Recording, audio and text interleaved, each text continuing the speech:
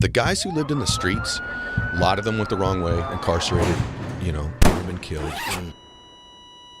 But the most successful dudes are the dudes that lived in the streets.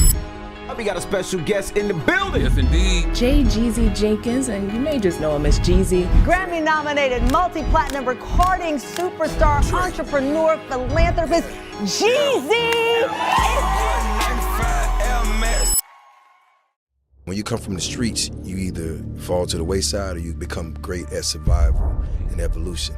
You have this insight that most people don't have, meaning that you can perform well in chaos. The trailer that we grew up in was no bigger than the studio room. I'll never forget it. Like, my whole mindset switched from being a kid to survival. I gotta figure this out, because if I don't figure it out, this will be my life for the rest of my life. You sold millions of records. You've literally collaborated with like the best of the best, which makes you one of them. Jay-Z used to be from the streets as well. I didn't look at him as an artist. I looked at him as somebody that I can learn how to survive from. I never seen anybody else grow up in this and keep their integrity and build their brand. That's what I wanted to learn from Jay. I brought Kanye West out at this thing that we call a birthday bash. It's like the biggest show in Atlanta. It's like 20, 30,000 people. He never been in front of that many people that are like street people. You know what I'm saying? He said, there's a way you talk to them where they feel like, okay, he's with us. I was able to do that in a way that they understood that that was my win. I was selling millions of records, some of the biggest artists in the world, but I was at the lowest point of my life. I was depressed and didn't know what depression was. I just knew that all I had to do was keep drinking and keep smoking, and that's how I was gonna deal with this. And it wasn't until my third album, which was The Recession, that I woke up and I was just like, hold up, I'm not in prison, I'm alive, and I got a chance to be a superstar. Let me embrace that. I don't consider myself a rapper.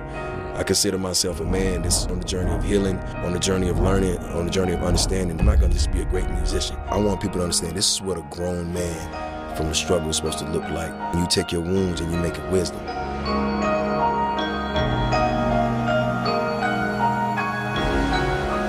Hey, it's Ed Mylett. I just wanted to thank you for being here, and I would ask you to please subscribe to the show. If you just click the subscribe button here, I would really appreciate it.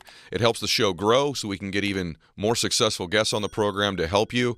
At the same time, if you're subscribed, you're going to get access to the programs before anybody else in the world gets access to them. So if you would, click subscribe right here. Thanks so much. Welcome back, everybody. I've been talking to this man about having him on the show here for, I don't know, like 6 or 8 months. And you would think, well, you want to have him on because he's this, Grammy-nominated artist that everybody knows. And that's not really why I wanted him on. I wanted him on because this man has dimension and depth. He's a really unique person because he's obviously very talented, sold millions and millions of records, but he's got this dimension and depth because of his life experience and because of his work on himself in personal development. He's also got a book out called Adversity for Sale, and it's really, really good. I read the entire thing in 2 days. So, Jeezy J. Jenkins, welcome to the show. What's up? How you doing, my brother? It's so good to have you, and I'm doing very well. It's an honor to be here, man. Thank you. I'm honored to have you. I listen to your show every morning. Well, you put episodes out like every couple of days, so I check you out. Thank you. Yeah. I want to ask you, I told him off camera, I said, I'm going to ask you stuff that's going to push you today. Right. Because there's things I want to understand about life and how things intersect and are connected. So some of it will be in the book, some of it won't be. Oh, good. So you got an interesting upbringing. Those of you who don't know, kind of a military upbringing. So you lived in Japan for a while. You've seen the world as a young man. Yeah, Japan, Hawaii. Hawaii too, right? So abroad, right? Not in the mainland. And we're going to get to that a little bit. And by the way, crazy upbringing I think your mom pulled a gun on you at one point. Yes, she absolutely did. We need to get to that. But you end up kind of like living in the streets, so to speak. There's a point in your life where you're really living in the streets. Right.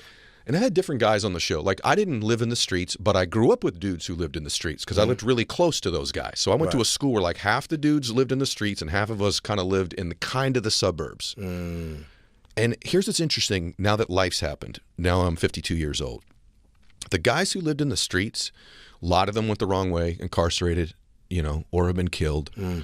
But the most successful dudes, the few, are the dudes that lived in the streets, not the dudes who lived on the good side of the tracks. It's really interesting. Yeah. It makes sense, though, when you think about it. Why? Because when you're coming from the streets, like you have this, you're living for survival, right? and you're navigating. You're actually navigating life. Like I just came back from a fishing trip, and I was telling you. But when you look at that, there's nobody out there that's teaching those guys how to be fishermen or to be captains, right? It's something you see, you adapt to it, you understand, you grow through it, and you just become great at it. And when you come from the streets, you either fall to the wayside or you become great at survival and evolution. And as time goes on, you just get in these different situations in these different rooms that enable you to be your best version of yourself, which is a survivor. And as time goes, you start seeing different goals that you want to accomplish, and some of those goals take you into a wealthy space, right? Because the average street guy, his whole, the good ones, the smart ones, by the way, because you have some people that's in the streets and they stay and they end up there and they just stay knuckleheads. Yeah, and it's all bad. But you have some people who understand that the streets is a stepping stone, as you will. Like for myself, like I knew that the streets, I knew I couldn't walk from the streets into a boardroom. So I had to figure out that path, and that path came with me understanding who I was, where I was going, and then what can I put in the middle of that to give me some, to put me in a place where my reputation is solid, right? Yeah. As far as like business, because I made good money in the streets. I really did. You know, I ran a Fortune 500 company, you know what I'm saying? Tax-free, but I did that. Right. And I saved my money, and I did good things, but I know I couldn't just walk into a boardroom just straight from the street. So that's when music came about, because I was like, if I can figure this out, right, I can get credibility, and I can take this newfound stardom and figure my way into business, because I don't think a lot of people know that music is my talent, but business has always been my passion. Yeah. That's why I wanted to end up You there. love business more than you love music. Is Absolutely. that fair to say? Yeah, 1,000%, because I enjoy music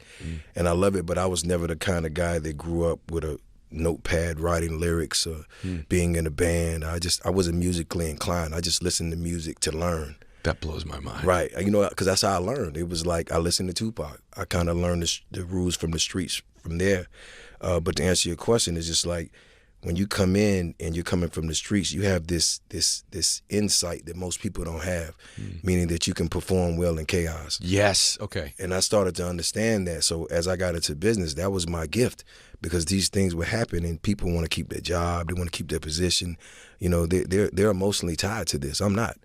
I'm a problem solver. That's my gift. So all I got to do is sit back and look at it and go, okay, this is what we're gonna do, and be assertive about it, because I do believe that that's the solution for this, right? Because I came up in a place where I don't want to hear the problem, I want to hear the solution, right? Yeah. And if you know, the consequences are dire, so you play a little bit better. What's the game? The Squid Games. It's like it's like in the streets, you're gonna either die or go to jail, or you're gonna be one of the 1% that make it out, right? So, by the way, that's one of the best answers on the show ever, and I'm like really glad I asked you that question. I've always wondered this. So, Masterpiece sat right there, Right. and we had a similar conversation off camera, Right. And I said, "Why you? Like, why do you think you got out and other guys didn't?" And so you said a few things. One is his ability to learn to survive, Right. ability to operate in chaos, Right. Let me ask you one other thing. I think just like millions of people want to know the answers, because you always hear this now that hip-hop's become so popular the last 20, 30 years, the streets. Right. And it's one thing to hear it. It's another thing like someone lives in this environment. Right. You think about your own children. You're a 12, 13-year-old young boy. Right. And basically the way that I read your upbringing is there became this point where really you didn't have a lot of rules governing you in the home. You could kind of go out as late as you wanted. And so you're seeing these guys that become mentors to you. What makes someone become a leader in the streets? So I get that you function, because so far, change the word streets and call it business. Right. And guess what? 101. Someone who wins in business has this unbelievable ability to survive Correct. through all of the lean years. Correct. And they have a crazy ability to operate in chaos Yes. that most people don't have. In fact, I don't have a lot of abilities, but one of the things I always say is, one of the things I hold my hat on is I operate well in chaos. Right. Now, there's a negative to it that somehow I keep wanting to produce more chaos in my life because I'm so comfortable in it. By the way, you got a little of that bug too. No matter how things go, I'm going to find a way to create chaos. It gets cool. I'm like, oh. I'm not comfortable when things are comfortable. Right. Because it almost feels like you know something's going to come. But to your point, when you ask how do someone become a leader, yes, It's funny because Master P was he was my therapist before Really? I even knew who he was. Because I listened to him and I watched him and I saw him move. Because you got to think, coming from where we come from, those are the only entrepreneurs we really knew that were very successful. You know, all our parents were either hustlers or worked in factories. My mom cleaned houses, you know, just minimum wage stuff. But then you see in Master P and these guys, and he's mobilizing all these people and putting them in positions, you know, to live out their dreams. And you sit back and you go, okay, that's a leader. And then you see someone like Tupac who's a revolutionary. He's going against the grain of the fabric of what they're telling us where we're from. Like, you can't be this, you can't do that. He's going against all that grain. And that, to me, that's a leader. You know what I'm saying? So these are the people that I'm listening to every day because they're my therapists at this point. Right? So interesting. And so like how people listen to you as a podcast, some people like just to be entertained, but you have some people out there who's listening to your show that are hanging on your every word because they know that you know the way. So they would consider you a leader. And the thing I learned at an early age is I didn't mind sitting down being a fly on the wall listening to the older guys. You know, the uncles, the cousins, you know, just the guys in the neighborhood. And a lot of my peers didn't see the value in being around older people. It's kind of like, oh, it's, you know, that's your uncle, it's your granddad. But older people always had that wisdom and that knowledge. And I had a thirst for it at a young age because when I came back from living abroad, I started, because my palate was different. I was eating sushi, you know what I'm saying? I was eating tuna nigiri, and you know what I'm saying, yellowtail. And now they throw me back in the hood, and my palate's different. I'm seeing the world, and it's, you know, I know there's beaches, and there's all these things out there, and I got to go back to this town with the population is 3,000, maybe 32 on a good day. I mean, we got two red lights, you know, and I'm trying to explain to my friends in school, like, yo, there's beaches out there, there's, you know, there's this and that, and everybody's kind of like, what are you talking about? Never seen these things in person. So it sounded like you was, you know, just making all this up. And I got in my mind at that moment that I have to get back to that because that's my life. And the reason why that life was taken away from me is because my parents separated and divorced.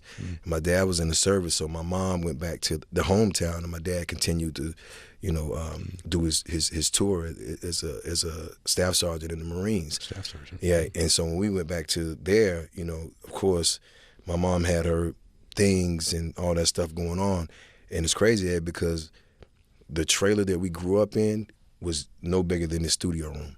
And it was, I paid $3,500 for it, right? Wow. And that's what we lived in. Wow. You know, my room was probably, you know, the size of a bathroom in a like, you know, you can barely even breathe in there, right? And for me, that was reality. So it's like you're taken out of this life where you got all this opportunity and you put in this place. And I'll never forget it. Like, my whole mindset switched from being a kid to survival. I gotta survive. I gotta figure this out because if I don't figure it out, this will be my life for the rest of my life. Unbelievable. Right. This explains to me, I really introduce you the way that I view you. There's a dimension and a depth to you. And now that I'm understanding your life story a little bit more, it's because there was dimension and depth to your early life. Right. Like, you really had two really different lives when you were a very young man. And now you've had multiple lives as an adult. Right. The other thing you have after meeting you, it's the thing that I have in all my friends that I admire the most. And then I'm just unpacking for everyone success traits. Because I really believe, to a large extent, the streets, so to speak, which I don't understand, that's why I'm asking you, is a metaphor for life. It's just an exaggerated, compressed metaphor. Right. And you have another thing that I think the guys who make it out, and also women and men who make it in business, have. You have a very unique, nuanced combination of a lot of presence and confidence with a ton of humility still. You're not arrogant. You don't think you know everything. You have a thirst for knowledge. You listen to my stuff. Right? You read. You still have that thing. That is a combination. You show me someone with a bunch of humility and they're humble with no confidence, I'm show you someone life's going to run their ass over. You show me somebody with a ton of, and you've seen this in your business too, ton of confidence but no humility, they eventually believe too much of their own press clippings. You agree with that? Yeah, they eventually they crap out because they don't have humility. They don't want to keep growing and learning. They think they know everything. They think they're never going to lose or make a mistake. Well, that's the issue because, you know, I've learned, and that's one of the reasons why I really wrote the book, because I wanted people to understand that I was selling millions of records, like millions and millions of records, right? Some of the biggest artists in the world, Rihanna, Jay-Z, Kanye West, Mariah Carey, all these different people. But I was at the lowest point of my life. You know what I'm saying? Like, I was at the lowest point of my life. You look at photos, you can kind of tell, right? Yeah. Explain. Because, you know, God works in mysterious ways. It's just like, he helped me figure out that this was the thing for me. I kind of got forced into it because I tried to do what Master P did in the beginning. Is I tried to sign people and put people on. I wanted to be the CEO, the boss, so to speak, and it didn't work that way. And I was left with a studio, no artist, and, you know, not a lot of money, right? So I had to figure it out myself, and I began to do music myself, but because I always had a love for it, and I started to work my way through that. And what I realized is, like, I wanted to bring everybody that I could, because that's just what you're told, right? You're told that you got to keep it real, like you gotta be, and that's what I went by, you know what I'm saying? Because that's what's in my heart, to do the right thing.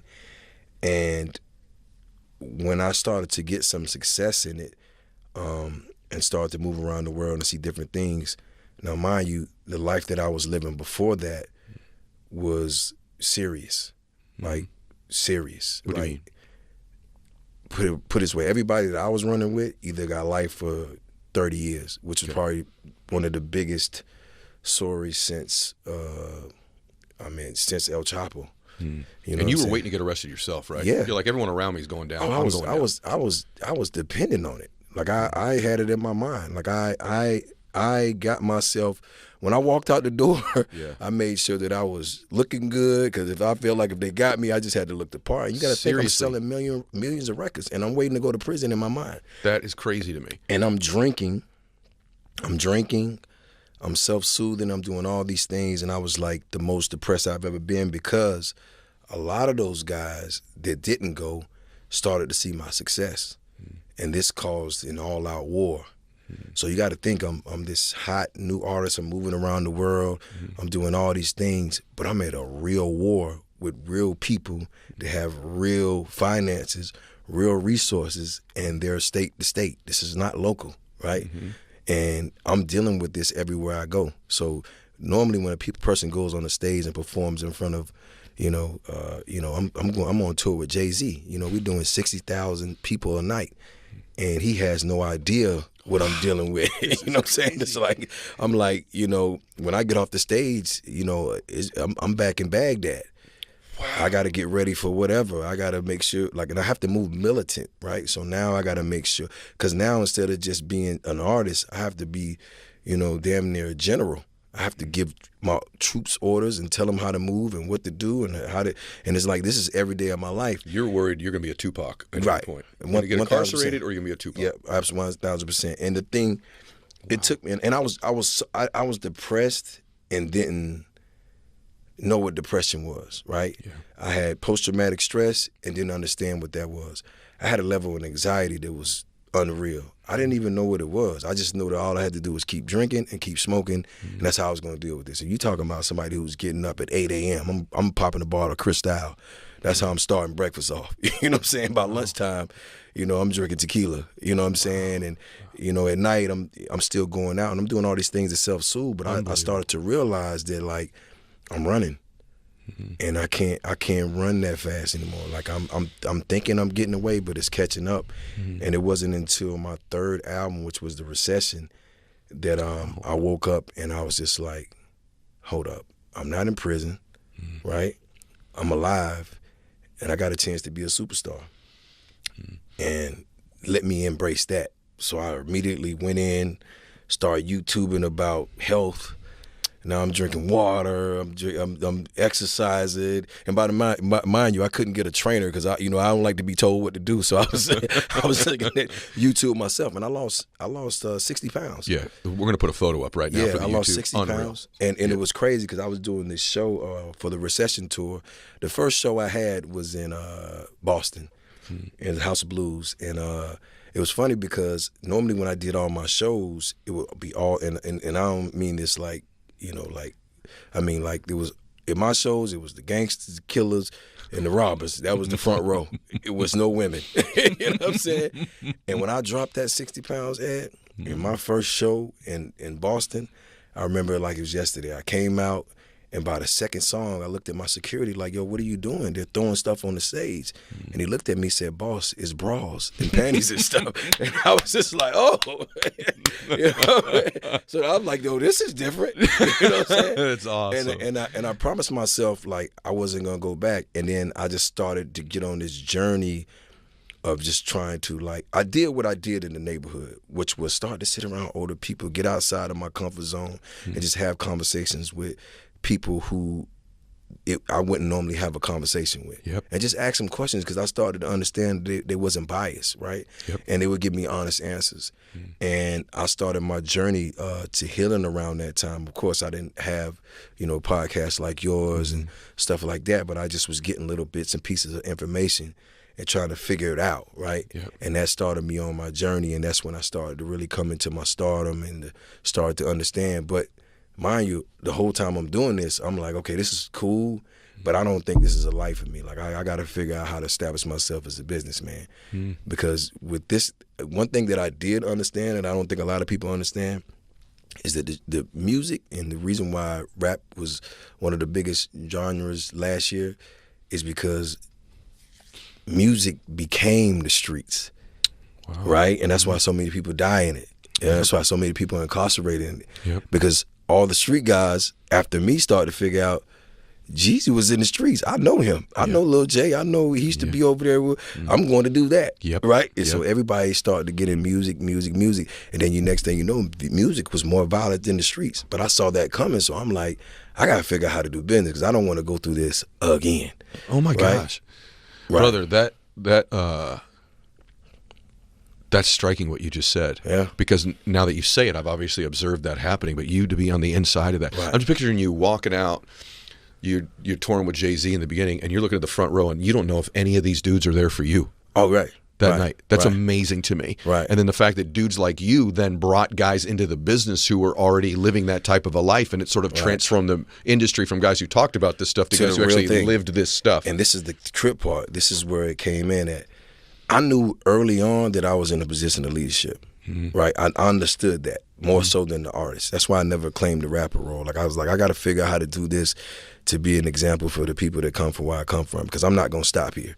It's like being in the street. You don't want to start, petty hustling, and then now all of a sudden you got this connect and you just stop there. I don't want to go to jail there. You know what I'm saying? Right. So what I started to notice is that, and even now, and the reason why I feel like it's more my purpose, and I have to lean into my purpose to show this generation behind me how do you evolve in it. Because just imagine, when I got in, it's just like Jordan versus LeBron, and things like that. You got to know that this generation is getting a way different type of money, so that comes with a way different type of power. So they're able to do things that we couldn't even do, and they're able to, like, just say, for instance, when you got money to throw around like that, you can make a lot of bad things happen. Yeah, you feel what I'm saying? And if your mindset isn't to lead people the right way, then you already know what that is. And I do want to say this, because I don't want to sound like that I just had it figured out. Before the Recession album, which was maybe like 5 years of me doing music, I absolutely led hundreds of men the wrong way. Right. They would do anything for me, right? They would jump off a cliff. They would do anything. And I was out of control. And I didn't know where I was going. My GPS was not working. So I led them to where I started to figure out, if we keep going straight, we're going to fall off a cliff. Gosh. So let me figure out my life. Now, mind you, when I started to figure out certain things about myself and start to change things about myself, I don't think everybody around me was a fan of that. Sure. You know what I'm saying? Yeah, because people probably benefit from some of it. Right. The other thing, too, is that I just want to acknowledge one thing about you. It takes a lot of, it sounds like an overhoked word, but like, it takes a lot of courage to say what you're saying, to decide to make these decisions, because you could have continued to go down. It's hard to change things when the external results of your life are going pretty well. Yes. It's so difficult to do. But the internal part of your world was terrible, Right. but the external part of your world is going it's so difficult. Listen to me that you listen to this. When the external stuff's going well, but internally, you know, this is not right. I'm not happy. I'm not living right.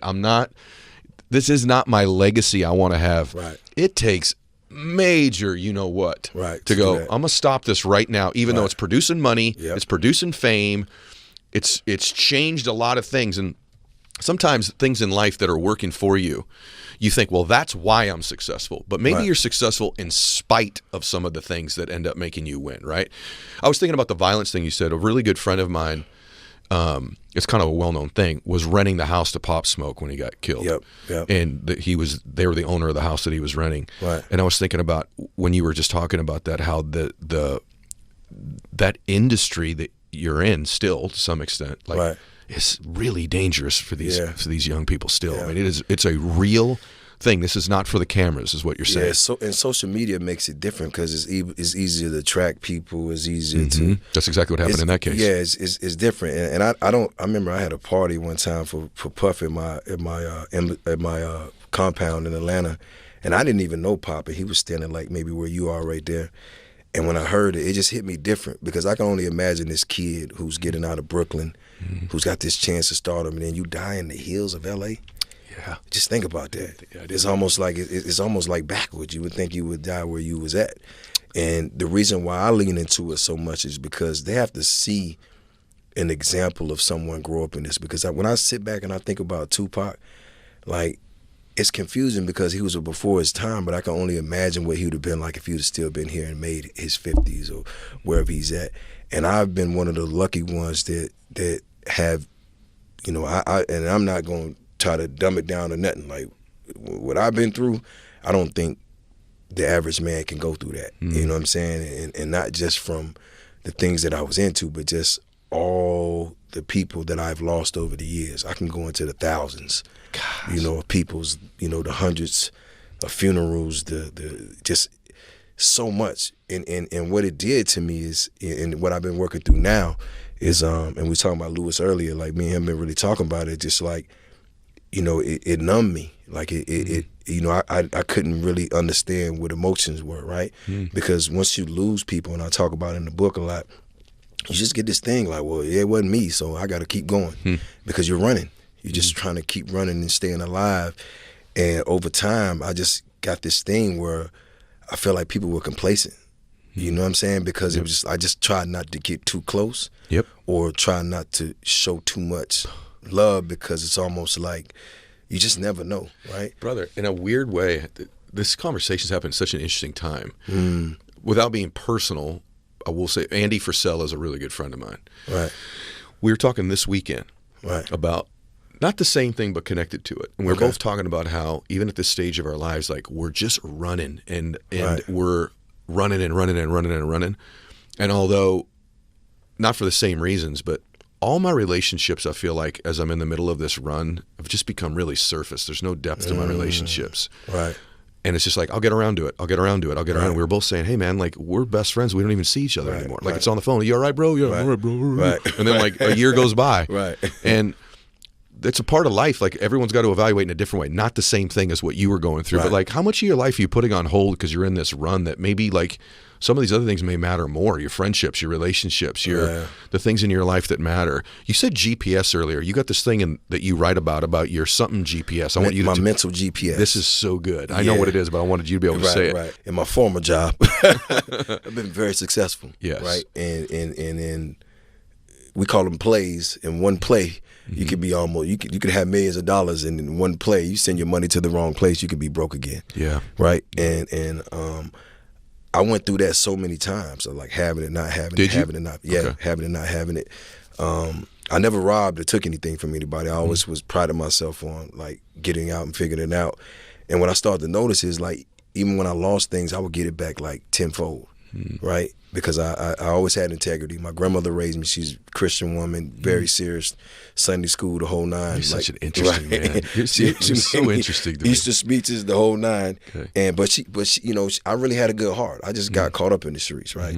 And one thing that I started to realize is if I just keep my integrity and my name is good and my reputation is good, I can always figure out how to get it back around. Because one thing that I did learn about, like in business, if your reputation is good and you're a good person and you pour into people, no matter what it may be, even at your hardest time, somebody might just point you at the right person or send you in the right direction because they know you're good. Very good. And the reason why I call it mental GPS, I feel like there will never be a time in my life where if I lost it all tomorrow that I couldn't get it back, right? Because I know, I understand it, and I know how to get back where I left, right? And then to keep on that path.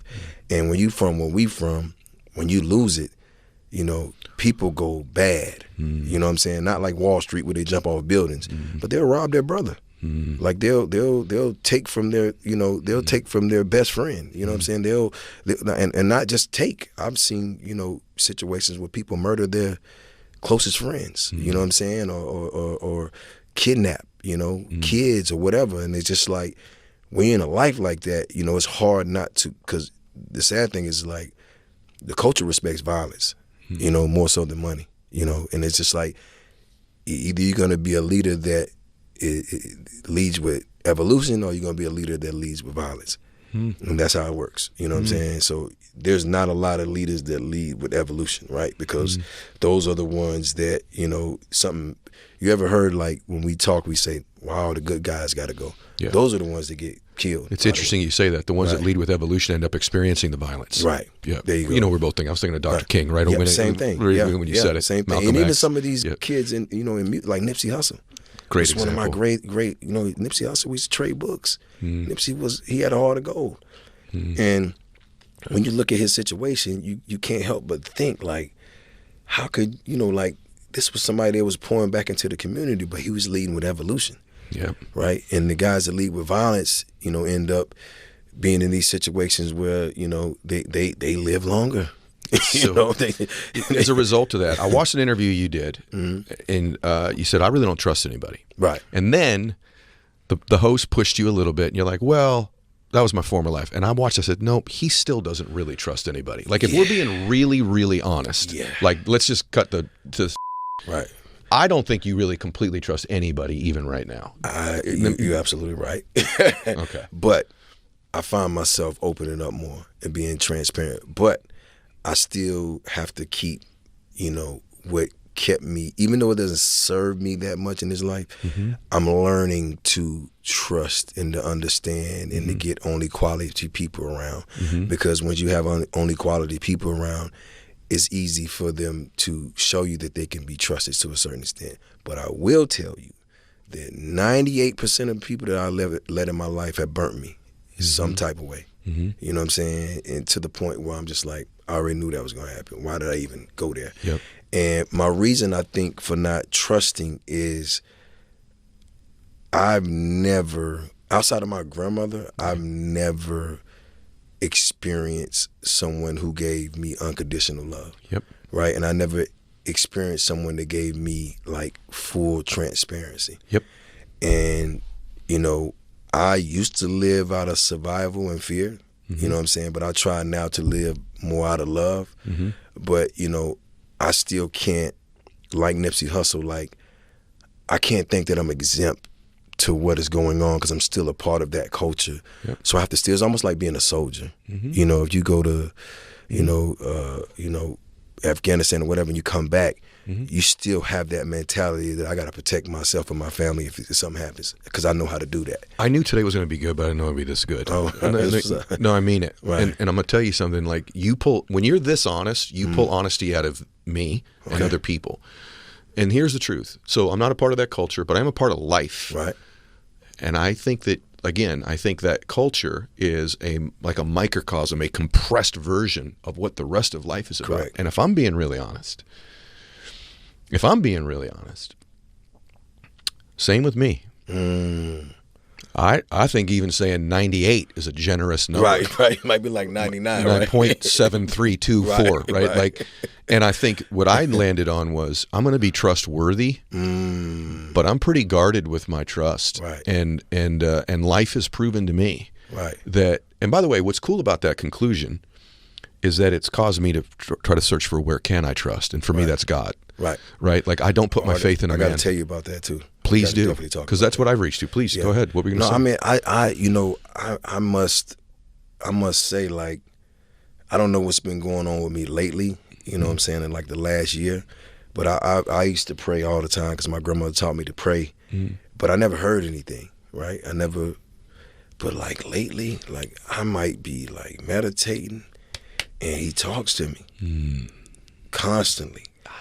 And I'm serious, like to the point, like it almost scares me sometimes, right? And you know,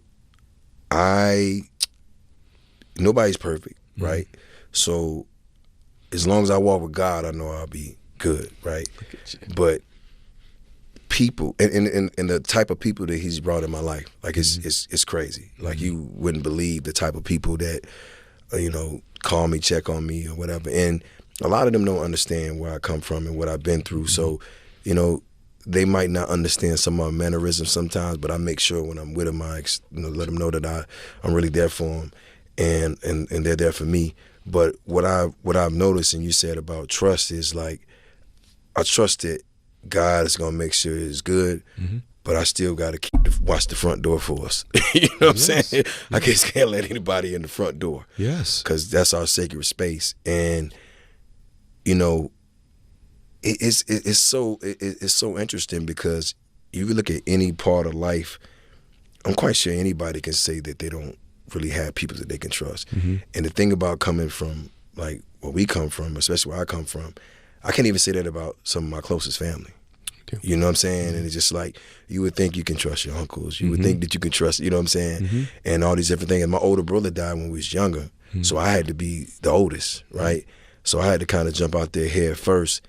And my experience with it just put me in a place where I just put up all these boundaries, right? Yeah. And what I'm starting to notice lately is that, that wall that I put up, it protected me. It kept everything out.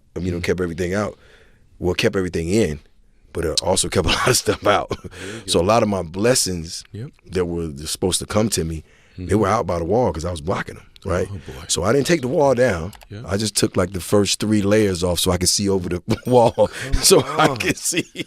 Look at that. Right. That's such a perfect description. Right. By the way, that is such a perfect description. Right. Because if you don't let people in, you are keeping out so many blessings in your life. Yeah. I think it's almost like for me, like, by the way, taking a few of those bricks, those levels off the wall is exactly what I've done. Like you're saying things that either I haven't had the confidence to say or the ability to say that I totally agree with. I love when I'm talking to somebody and I'm like, because it hits my heart, like, that's truth. Right. Like, you know what I mean? Like, that's truth, what he just said. That's what I've done too. And almost a little bit, other than with God, I trust but verify. I don't have to verify with God. That's already been verified for me. Right? And I also trust God will bring people into my life that can get close to me. But I also believe there's free will, there's free choice. Right. And he's going to teach us lessons in life. There are Judases in our lives, right? That's part of the stories of the Bible, or whatever your faith might be. Right. There's that. There's also, though, it's really interesting. You could have written a book about a lot of things. You wrote one about adversity. Yes. And I'm like, because there's a ton of topics you could have done about, overcoming limiting beliefs, overcoming your environment, because you transcended an environment, which is very rare in life. Why is adversity the topic of the book, and why did you think this is the thing I want to talk about? Oh, wow, that's a great question. That's what I pride myself in. You know what I'm saying? Like, I would be that adversity specialist, if you will. Yeah. That's what keeps me going. That's my purpose. My purpose is to continue to evolve no matter what, but to continue to give that information back to my culture and to my people, and to be an example of what it's like to come out of that. Because every situation that I've been in, and it's funny that we was talking about God, I don't care how crazy it got, he always put somebody in my life around the time that I needed some information or an ear or a connection or just the process. It never fails, right? And I truly believe that he does that for me to show people that you can maintain your integrity and be a solid individual and still survive, right? I love it. You know, without doing anything that would go against who you are as a man, and then your legacy. Because when you think about some of the great leaders, they did great things, right? But their integrity is what kept you locked into them, right? Yeah. Because you got people that's successful, but they did a lot of foul things, and when you hear people talk about them, you're like, wow, I never knew that. I know. And adversity to me is that small glare of hope. Because if I tell you what I went through in this book, your life might be totally different, but you might be up against the same odds. I can tell you that that's the truth. My life Right. is totally different than yours. Right. But see, great storytellers tell me stories with a you meaning. Right. So as I read your work, I didn't grow up like that, Right. but I have my version of it in my life. Right. And so the lessons in the book, the lessons in this conversation, I don't care what someone's life story is. Right. These are facts. Like Right. you said something so important, that God has sent you that person when you needed him, the Right. information, the insight, whatever it might be. Yeah. I want everybody to hear this man said this. And the reason that I want you to hear it is he does that for you too. The difference is you need to be in expectation that he's going to and aware that he's going to, because Right. he has probably sent those people to you previously in your life. And if you're not aware he's doing it or open to the possibility he's doing it, you will miss them. Yeah. You will miss them. It's like that analogy of the people that are sitting on the roof during the flood. Someone comes by and says, hey, jump on the boat. Nope, I'm waiting for God to save me. Right. Somebody else comes by in a boat. I'm waiting for God to save me. Third guy comes by in a boat. I'm waiting for God to save me. Then they drown and they get to heaven and they go, God, I thought you were going to save me. He goes, I sent three damn boats. people in a boat. 3 boats. Get and in a the puppy. damn boat, right? And so there's you have to be an expectation that Right. God is going to send you a blessing at some point. Right. But if you're not looking for it and expecting it, Right. you don't hear them or see them or Right. feel them, and then you miss them. You have to be in a good place too, though. You have to be in a good place with yourself. I really realized that, because there was times that I wasn't in a good place with myself, and it was just a bunch of noise. I let things on the outside of me control my emotions, how I felt. You know what I'm saying? I just had to come to a place where, and I'm not there yet, of course, but I just started to understand what peace was like, to get a little taste of that. And I started to understand what going inward was about. Because the minute I started going inward, everything changed, right? Because now I can't fault anyone in my life for what they done to me. I have to look inside and see how I reacted or what I've done to contribute to that, right? And I can't blame anyone else, right? And for me, when I started to understand that is when things started to slow down, right? Because I wasn't present. I go have conversations with people. It's all on the surface. Yeah, it's all good, whatever. And I'm gone. But then I had to start taking time, like, to look people in their eyes and be like, "Are you all right, man? How you feeling? Like, what's going on?" And I started to have conversations where I wasn't, leading all of the conversation. Like, exactly what you mean. just tell me, how you feeling? What's going on? And when people came to me, and I pride myself on having a lot of advice. That's just like my thing. I think I'm like, the therapist among the crew. You know what I'm saying? But I ask them now, though. I say, one is, do you want me to just listen? You know what I'm saying? 2 is, do you want me to tell you what I think? Or 3 is, do you want me to side with you? Because I could do that too. You know what I'm saying? So I could be like, oh, that's crazy. That should have never happened. And I started to understand because, where we come from, it's hard for somebody to tell you how they really feel. It took me until I was 40 to tell somebody I was sad or I was depressed. You know what I'm saying? Think about that. Or I don't feel confident about this. You know what I'm saying? Yeah. Or that I might be, concerned. Yeah. Because when you're that guy, you have to. Can't show weakness. Yeah, you can't show anything. You said earlier, I'm depressed. I'm drinking. Right. I'm drinking a bottle of champagne in the morning, Right. moving to tequila in the afternoon. Right. You're eating. You're heavy. Yeah. Right. You're stressed. You're worried. You're running. Is there any one thing you did, or was there any one moment, or was it just an accumulation of things where you're like, that's enough. I can't do this anymore? I would say this. I didn't have a purpose before then. I was just chasing money and trying to get out of my situation. And he did that. God did that for me. He took me out of my situation. And I'm 4 albums in, about 8 million records sold. Crazy. Like, but what am I doing for him? How am I continuing his message? What am I doing? He took me out of a situation where I could have had a life sentence. It was there. I still don't know how I dodged that, by the way. I think about that all the time, but it was there, right? And I've lost, so many people. And I sat there and I'm just like, yo, like, right now, I'm the issue. I need to work on myself because the things that I have going on inside of me is no way to lead anyone, right? And I'm making music. So I got millions of people listening to me and listening to what I'm saying. I'm not a saint, but I do got common sense, right? And it's just like I'm saying things that might affect people in different ways. But I'm like, and my thing is the audio got to match the video, right? So I'm saying, I'm saying this stuff, but I'm doing something else, right? And I got to get on line with what I'm saying, right? So now I'm walking into, and it was the scariest thing in my life. And by the way, just so we clear, like, I was met with a moment where I knew it was a moment. Meaning my first album came out, I was selling, and this is statute of limitations, by the way, anybody listen, I'm good. I talked to my lawyers about it. And I had to make a decision, which was one of the biggest decisions. I had to make a decision what I was going to do because I was trying to balance the streets and music. And I had some small piece of success, and I had to walk away cold turkey from the streets. Now, mind you, that means depend on music, right? And when I did that, I had 3 of those Nextel chirp phones. That's what we used to talk on. Yep. And all those phones had a lot of money on them. Like, people owed me money. And I woke up and I just said, I'm not doing this no more. I put the phones in the bag, threw them in the trash bin in my building, and I walked away, right?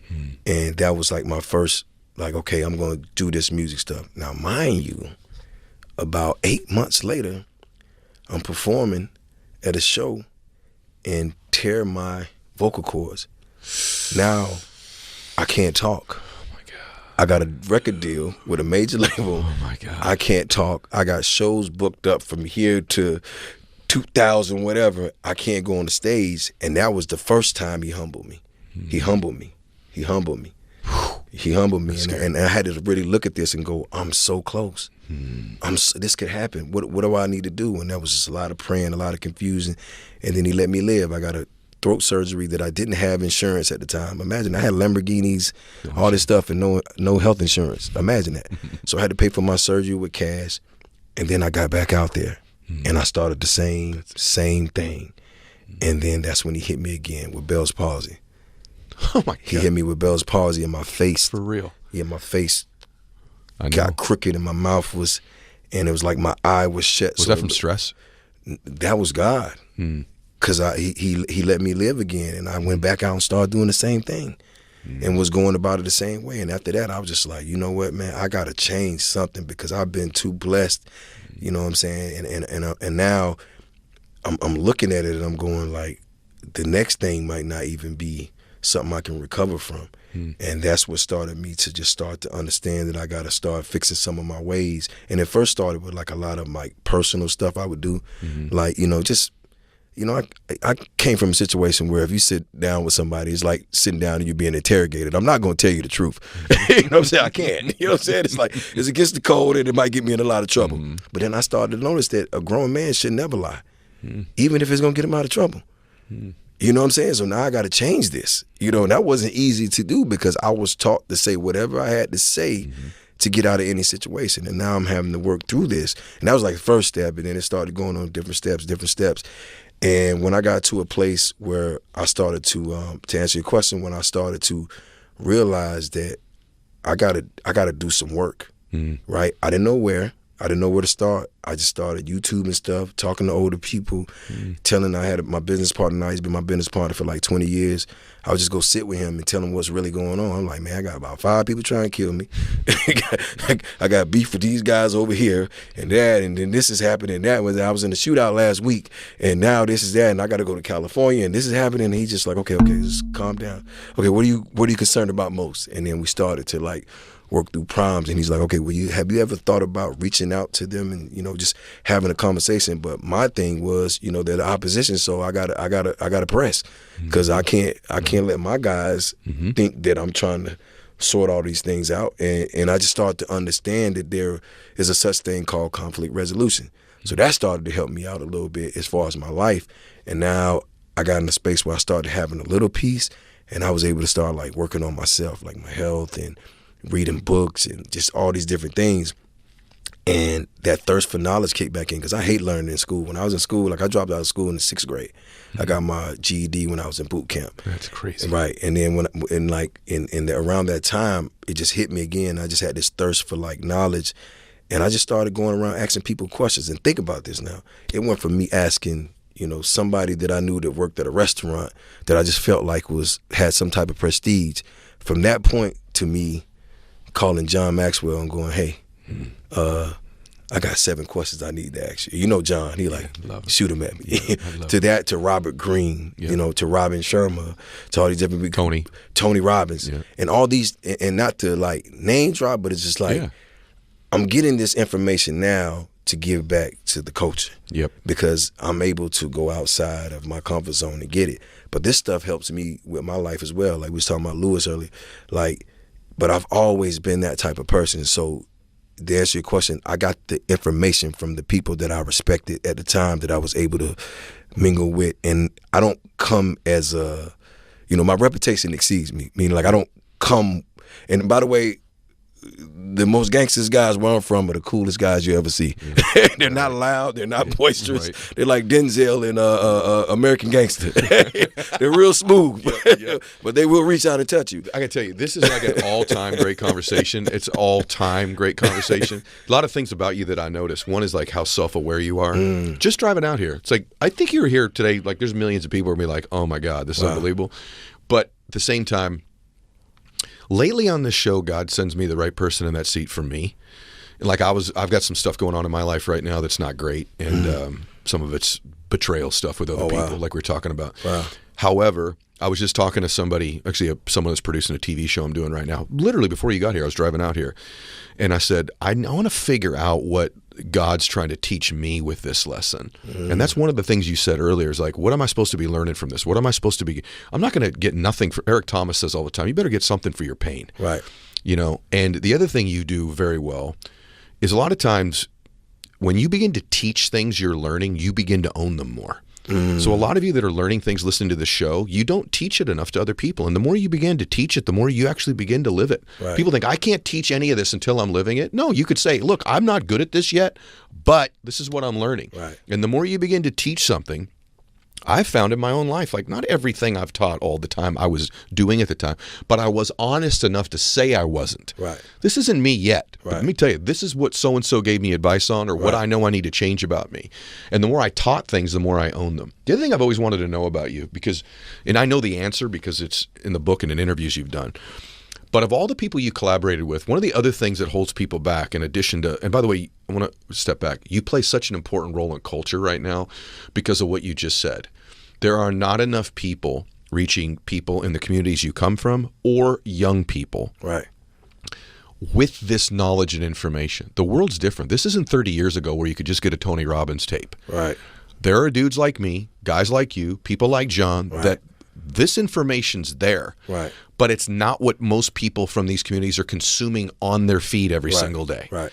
And the fact that you're saying, hey, listen, I come from this, let me teach you this. And this could be someone from a particular culture, particular age group, particular part of the world. That's why I do this. This isn't, podcasting is not a big source of revenue for me. I mean, like I got businesses. That's real. Right? But what it is for me is, and by the way, serious, no, I'm just kidding. I'm just kidding. We're in the middle of a negotiation right now. That's a whole other story. But having said that, But I want to make sure that I acknowledge you and the role that you're playing. And again, this combination, I received that. It's a fact. And the combination of your humility with your confidence is crazy. Having said that on the confidence thing, I always wanted to know this. You find yourself performing with Jay-Z, or you're in the studio with Kanye or whatever. And I know the answer because I know, but I want them to hear this.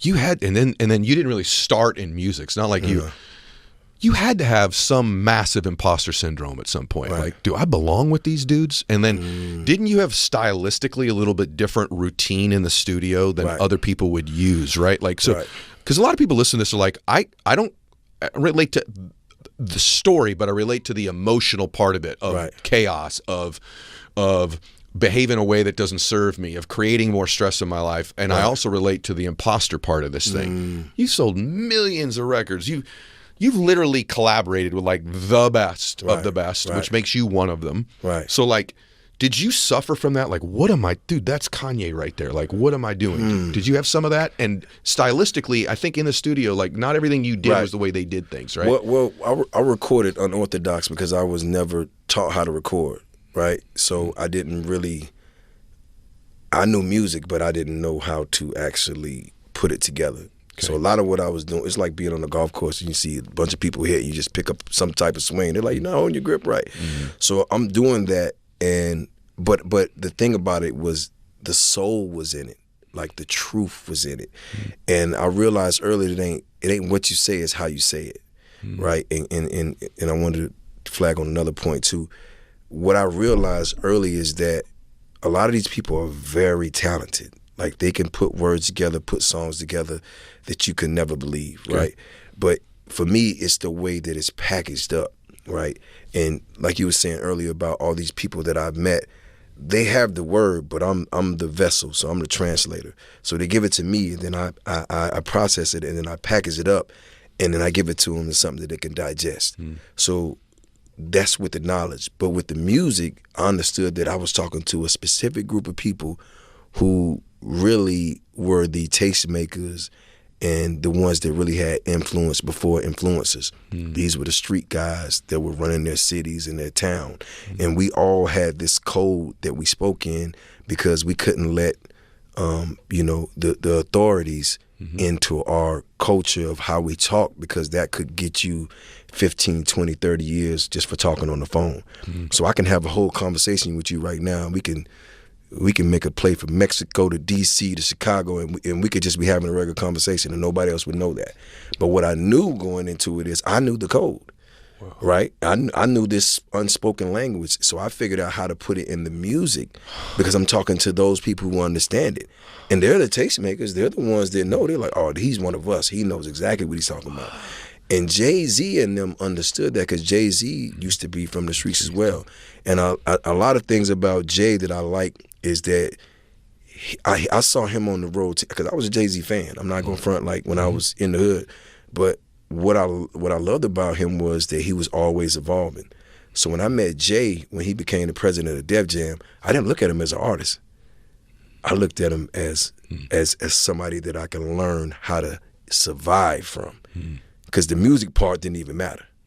He's surviving. Like he is in a place where he's got outside of rap. He can do whatever he wants to do, and he's growing up in this.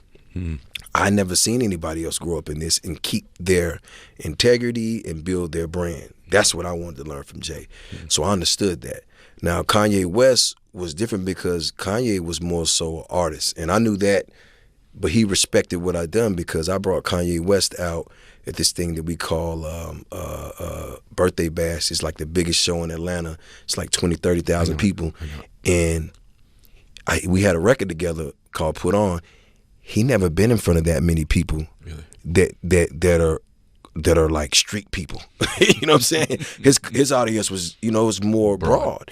But he wanted that. We all do. You know what I'm saying? And I put him in front of that, and I noticed that when he was working on his album, Heartbreaks, 808s and Heartbreaks, he called me, he's like, yo, I need you to come out to Hawaii. And I was like, what for? So when I get out to Hawaii, he has this chalkboard out there, and it said, what would Jeezy do? And he had all his songs on there. He was playing the songs. He would watch what I would bob my head to. And he told me, he said, you understand how to talk to them in a way that they understand. And it's simple. Because it is. You have a conversation with somebody, you gotta mean what you say what you mean. But there's a way you talk to them where they feel like, okay, he's with us, right? He's not, and I was able to do that in a way that they understood that was my win. Because it was my win. That was my win. I was basically talking to the streets. Everybody understood what I was saying. And if you didn't know street lingo, you was kind of out of the conversation. And everybody wanted to be in the conversation. And the imposter syndrome, I don't think I've ever had imposter syndrome. I've been around people that I felt like they wasn't who they say they are. And that's what confused me, because I was doing everything that I said I was doing in my music.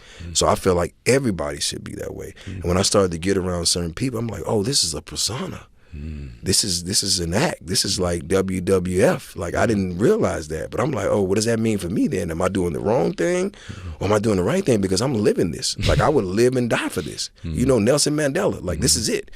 And this is all I know. And I started getting places like that where and this probably was a bigger mistake than anything. I kind of isolated myself from the culture of music. I'm probably the only person that do this that people don't really know.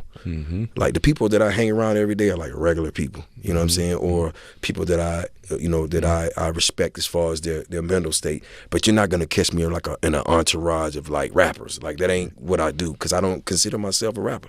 I consider myself a man that's on a journey, you know what I'm saying? On the journey of healing, on the journey of learning, on the journey of understanding to show my culture. Like, you can't let people box you in and just tell you. Like, when this is all said and done, I'm not gonna just be a great musician. You know, I could be a great father, brother, cousin, uncle, whatever, but I just can't be this one thing. And once I started to understand that, I just put myself because I want people to understand this is what a grown man from the struggle is supposed to look like. And you take your wounds and you make it wisdom, right? And for me, it was just like, that was the only imposter syndrome. I was feeling like they wasn't like me. You see what I'm saying? Yeah. they wasn't the real deal. Like, that's how I took it, because it's almost like you don't even believe in that, which is you're saying. You like, you know, it's almost like a costume. You putting these chains on, you putting these things on, and you're going out here, but you wasn't like that in your former life. I was like that in my former life. I bought a Rolex at 14 years old.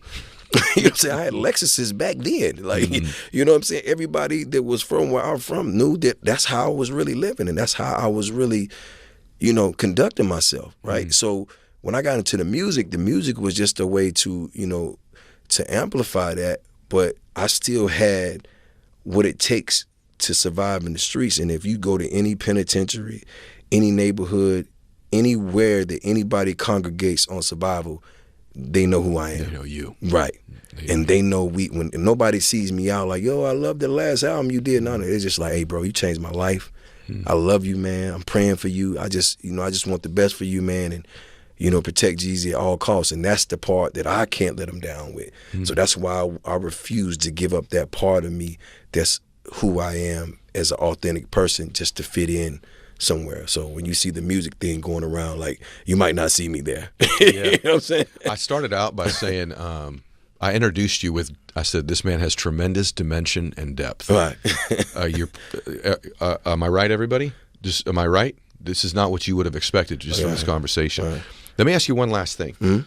By the way, I've enjoyed this so much. Do another book so I can have you back. Oh, for sure. By the way, you don't even need a book to come back. Come back. But I would like to continue this conversation because I feel like we're just scratching the surface of you. For sure. I also have a funny feeling that if I see you, we're going to be friends now, obviously. We've been in each other's phones, but we're going to be friends now. I like it, yeah. I have a funny feeling that in a year there'll be an even different version of you sitting in front of me. That's the thing that I'm most excited about with you. Is this all worth it? So you've been through a lot. Like, take someone into success lastly. Like, what if it was worth it, what parts of it are worth it? Like, you know, obviously for you, if you didn't get out of where you were, you're probably dead. Right. So in that sense, it's definitely worth it. Right.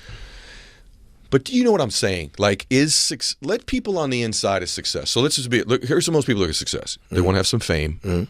They want to have famous friends. They want to have a bunch of money. You're just down in Cabo fishing, doing your thing. You've had all the cars. You've probably dabbled and had some nice experiences with ladies in your life. You've been able to party and do whatever the heck you want. You've had to do a lot of sacrificing and stuff too, though. So was all of it worth it? And if it was, why? Like, what parts of it are worth it, and what parts of it aren't what you would think it's all cracked up to be? Good question, huh? Great question. I think when you say worth it, I say absolutely, because everything that I've been through has molded me and shaped me to be the person that I am, right? The man that I am. And, you know, when you're in the wild and you see a lion and you see his mane and you see his eyes and you see the way he protects the pride, right? He's been through some things. He's been fighting his whole life, but he's there to protect them. And in a weird way, I feel like I'm here to protect my culture. Because there's no big homies. Everybody gets rich and they go. Nobody gives back. Nobody, like, and I don't mean like money. I mean like nobody pushes hope and knowledge and all this stuff into these kids. They just go get their money and go live their life. And the reason why I say it's worth it is because if I hadn't went through what I went through, I don't think I would know the type of people that I know, right? And able to have those conversations, right? And if I didn't go through that, I wouldn't have enough credibility to even speak for us. You feel what I'm saying? It's just like, how could you, you know, it's like being when you like a general, but you went to college and you never had any wartime in, and then you get on the battlefield and try to tell people how to do. That doesn't work. The only part that I think that I feel like I'm still struggling with, was it worth it, is because when I was in the streets, I put a wedge between me and my mother. Of course, we had a toxic relationship, but I put a wedge in between us because I loved her, and my sister as well. But I always felt like if I went to prison, I don't know what that was gonna be like if I truly like was connected to them the way that I was supposed to be. So I kind of, you know, put a wedge in between us and just went and lived my life. Like I was just doing the things that I was doing because I felt like if I go to prison, at least I'm not gonna feel like, I'm not gonna tell on nobody because I can't, but I'm not gonna be in there like going through it because I already done compartmentalized, you know, my family, which I had to started doing that a lot, like compartmentalizing things, and I was good at it, right? It worked for me. Keeping it cold almost. Right, keeping it cold. Yep. So that's the only thing I feel like for me. And then I think the only other part is like, you know, life is crazy, man. Like it's like, it's so real when you from where we from, man. And I just think that all the people I lost, I wish I could have loved them better. Right, I could have gave them more of me because, you know, I just lost one of my friends maybe about last year, about 8 months ago. It's one of my great friends, and he was a good dude, family guy, 4 kids, and he owned a local club in the city. And I've lost, you know, thousands of people, you know, just through people I know and other, you know, just over my lifespan, right? But that one hit me the hardest because I'm like, how is somebody in my age bracket very successful and still being murdered and killed? And it hit me different because I'm like, I talked to him about maybe a couple of weeks before this happened, and I didn't even think to ask him how he's doing or is he straight. So when you say worth it, I think what I'm able to give back is worth it, but I think that the relationships that I danced over, I don't think that part was worth it because these are good people, right? Yeah. And now, you know, I got to live with that. But going forward, I make sure that I'm connected, talking to people and doing the right things. But I can definitely tell you this, because I want to end on this one. The girls weren't worth it. The cars weren't worth it. You know, the money wasn't worth it. The lifestyle wasn't worth it. Like, none of that stuff is gonna matter when you're gone, bro. Like, and the way that people idolize and put these things on a pedestal, none of that can compare to like real people and real love and real friendships and just really building, bro. So I'm gonna leave that there, you know. You're a good man. Thank you, brother. Thank you. I received that. I admire you. I'm really proud of you too. Thank you, brother. I really enjoyed today a lot. Yeah. Thank you for letting us into your world too, because the vast majority of people listening to this don't understand that world. Right. And I do think, again, I'll say for the third time, I think there are some parallels that are unbelievable to the rest of life. I was picturing you talking earlier. I was just thinking about this. Like, we started out with your mom with, you know, having a gun to your head and all that stuff as a young man. Yep. And I'm just picturing, because there's this clip I think of when I think about you, which is when Obama did it a couple times, but Obama shouted you out like at the correspondence dinner. Yes. I'm just thinking about how remarkable life can be, that this young boy, this young man who's living in this situation where he's in the streets, he's surviving, he's buying a Rolex at 14, his mom's got a gun to his head. Somehow that young man ends up having as a young man, but particularly a young black man, having the first black president shouting him out and saying his name. It's like, if that's possible, anything in life is totally possible. Yes. And then to go from what you were doing and how you were living to now being one of the most, I think, important men in culture, influencing a part of culture with your message, your wisdom, your insight, paying it forward, continually to pull from one world and giving it to the other is just awesome, man. It's Thank just you, something brother. to be so you're a blessing, and I'm grateful I for you. received that, brother. Yeah, it's a fact. All right, everybody. I told you. Yeah. This is one of these. I started out with an intro, and then from the very first second, it just did better than what I told you it was going to be. This happened when it was supposed to. We were supposed to do this a while ago, and I couldn't do it, and you couldn't do it.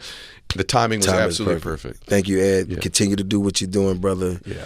We love you. We're listening. Just keep pouring in, brother. We here. Likewise. Thank you, brother. Likewise, brother. Love you. Hey, share the episode, everybody. God bless you. Max out.